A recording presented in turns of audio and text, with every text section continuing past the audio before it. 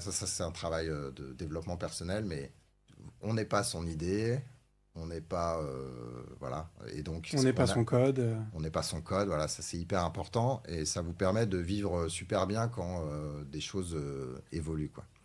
Donc ça c'est le premier truc. Et le deuxième, c'est que ça c'est un, alors déjà comme je doute moi-même, je me mets dans les baskets de l'autre personne et de ses arguments, d'accord?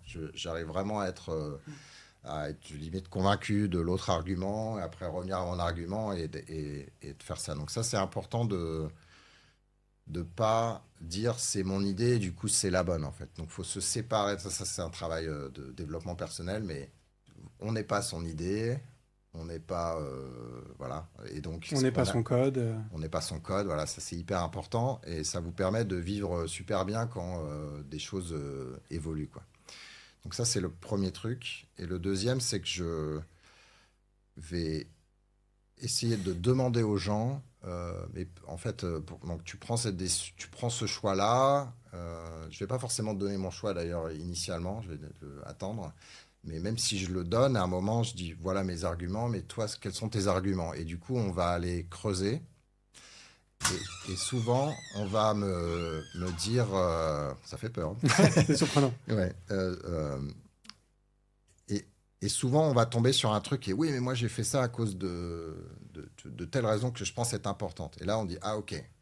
Donc en fait, est-ce que je suis d'accord avec cette décision-là ou est-ce que je suis pas d'accord? Si je suis pas d'accord, c'est que je lui ai pas donné les conditions initiales les objectifs initiaux qui sont super corrects. Donc je vais aller reculer d'un cran, réfléchir au pourquoi ou quelle est ma condition vraiment importante. Est-ce que c'est la perf plutôt que la...